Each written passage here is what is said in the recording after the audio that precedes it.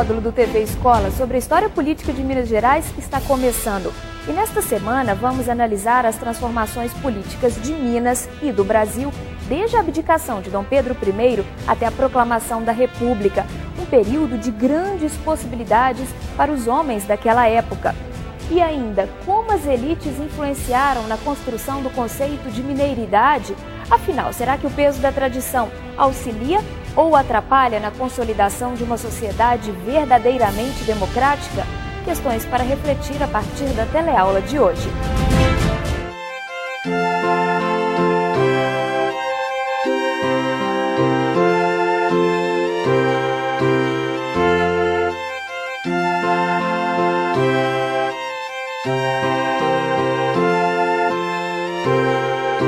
Hoje vamos começar com uma pergunta que poucos sabem responder. Quando surgiram as primeiras assembleias legislativas no Brasil? E por quê?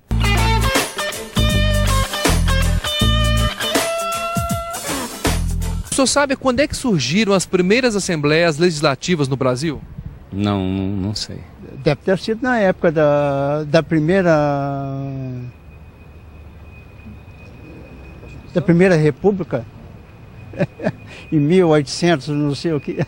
Não me lembro quando surgiram, isso aí já se passou muito tempo, não me lembro não, mas que foi para o bem do Brasil foi, isso eu tenho certeza.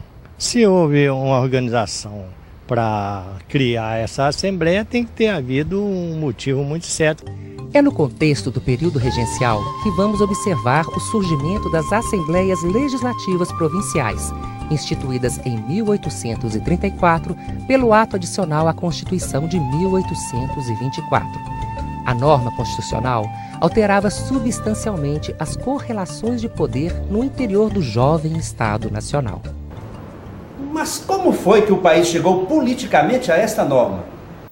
Na realidade, quando ocorre a abdicação do monarca, os setores agrários, brasileiros em sua maioria, começaram a se movimentar para que o poder não ficasse tão concentrado no Rio de Janeiro, uma corte por demais aportuguesada, e que fosse minimamente repartido pelas regiões do seu entorno, ou seja, São Paulo e Minas Gerais. Eles queriam que o poder político e administrativo de alguma forma se aproximasse mais de suas fazendas, o lugar mais perto de onde eles mandavam. Em suas fazendas, o dono das terras mandava e desmandava, nos escravos, nos agregados, na família, invadindo mesmo o espaço público da vila ou cidade mais próxima, transformando ele próprio, mais do que um indivíduo, uma região. Era a distribuição natural do poder, ou seja, manda quem manda e não quem exerce o governo. Os proprietários de terra e de escravos queriam desconcentrar o poder centralizado na corte para participar mais efetivamente. Mas o que isso tem a ver com a criação do poder legislativo no país? Foi para participar mais efetivamente do poder que os proprietários de terra e escravos foram pedir, reivindicar e exigir que tivéssemos não mais os conselhos gerais, órgão mais consultivo que deliberativo e que era acionado apenas por solicitação do rei, e sim um poder regionalizado, que existisse institucionalmente, perene e independente da vontade do governante, pelo qual pudessem também definir as regras de seu funcionamento. Nesse momento inicial de sua existência, a Assembleia Provincial de Minas Gerais, que surge em 1835, terá, até 1840, grandes prerrogativas e muita autonomia, o que lhe permitiu fazer o que deveria ser feito, como poder legislativo. A viagem de uma fazenda do norte ou triângulo até a capital mineira era quase sempre uma aventura por caminhos tortuosos.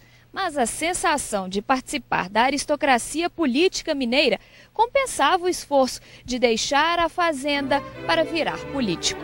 Em compensação, Ouro Preto não exercia mais o fascínio dos tempos áureos do século XVIII. Entre os últimos acontecimentos que marcaram a cidade estão a fria recepção a Dom Pedro I, antes de sua abdicação em 1831, e a tentativa fracassada de deposição do presidente da província em 1834.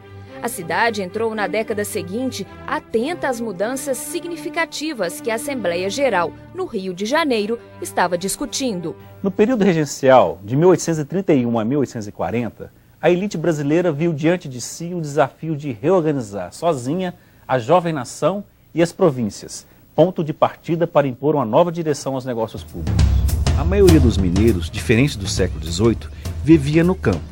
Além das fronteiras de suas fazendas, os parlamentares mineiros viam a administração provincial como um enigma a ser enfrentado.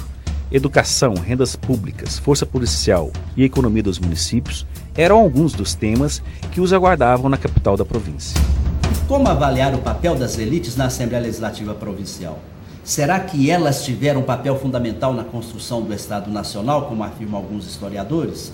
Ou sobrava apenas aos deputados provinciais temas de menor importância, como dizem outros estudiosos? E você, o que acha?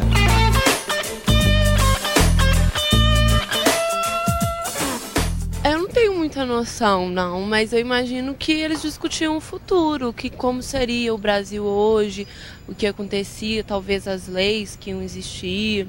Nada. Igual hoje. A impressão que eu tenho é que sim, que eles discutiam alguma coisa importante, mas não tanto quanto no atual momento, né? Com certeza era favorável ao país, né? Por uma proposta que está surgindo de uma maneira assim histórica, né? É algo significativo. Tinha um sentimento patriótico. Essa é uma das reflexões sobre as quais você pode saber mais no ambiente virtual da Escola do Legislativo. Mas para responder, nós temos que avançar um pouco mais nos poderes que o ato adicional à Constituição de 1824 deu às Assembleias Provinciais Brasileiras. Por exemplo, elas podiam legislar de modo inédito sobre divisão civil, judiciária e eclesiástica da província e mesmo sobre a mudança de sua capital, instrução pública elementar, desapropriação por utilidade pública provincial ou municipal, polícia e economia dos municípios, finanças e recursos provinciais e municipais, repartição da contribuição direta pelos municípios, fiscalização do emprego das rendas públicas provinciais e municipais, criação e supressão de empregos provinciais e municipais, obras públicas, estradas, navegação no interior da província, sistema penitenciário, instituições de beneficência, conventos e demais associações políticas ou religiosas, forma de nomeação, suspensão ou demissão dos empregados provinciais pelo presidente. E tinha ainda muito mais. Competia também à Assembleia Provincial organizar seus regimentos internos, fixar sob informação do presidente provincial a força policial, autorizar empréstimos provinciais e municipais, regular a administração dos bens provinciais, promover, juntamente com a Assembleia Legislativa Geral e o governo da Corte, as estatísticas da província, a catequese e civilização dos índios e o estabelecimento de colônias, providenciar nos processos de magistrados e do presidente, declarar estado de sítio com o governo geral e velar pela guarda da Constituição e leis provinciais. Aqui começamos a entender qual é o sentido da representação política que calçava o mandato parlamentar. Isso mesmo, é o sentido de uma representação aristocrática. Estávamos em uma monarquia constitucional, única em toda a América, e que somente à boa sociedade era dado o direito de cuidar da coisa pública. O povo era somente o proprietário, porque é a propriedade que dá sentido ao seu status de súdito cidadão. As elites no governo dos melhores são os que vão escolher entre os seus, os dirigentes da nação que se iniciava. Há inclusive duas frases do filósofo francês Benjamin Constant, contemporâneo da Revolução Francesa, que foi grande fonte de inspiração do poder moderador. Somente a propriedade assegura o ócio necessário à capacitação do homem para o exercício da cidadania. E a propriedade prende o homem ao lugar no qual ele habita, põe obstáculos às mudanças, cria um patriotismo interessado. Por causa disso, a representação estava baseada na propriedade de terras e escravos, nossas principais heranças coloniais. Terra porque desde o século XVII era sinônimo de poder, nobreza e prestígio. E quem era dono de terras era proprietário de escravos, do mando e da produção. Fazer parte desta sociedade patrimonialista e estamental e, ao mesmo tempo, conservar a posição de privilégios era o que dava sentido à ideia de se autorrepresentar. Transpirava naquele momento um sentimento aristocrático e defender a hierarquia social fazia parte da construção de uma nação emancipada. Atentem-se a alguns nomes de alguns deputados provinciais: Ribeiro de Andrada, Pinto Coelho da Cunha, Alcântara Cerqueira Leite, Pereira de Vasconcelos, Melo Franco, Rebelo Horta, Maris Guia, Faria Alvim, Valadares, Dias Maciel, Araújo Maia.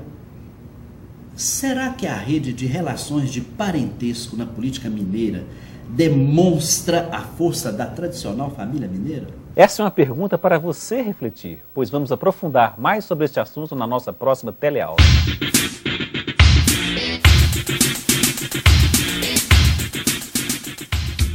Na teleaula de hoje, você viu como o poder legislativo surgiu no Brasil e em Minas Gerais.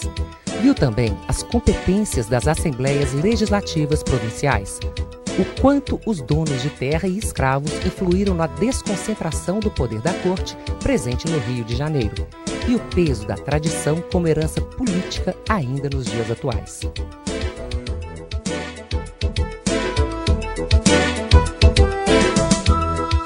Nos encontramos na próxima teleaula. Até lá!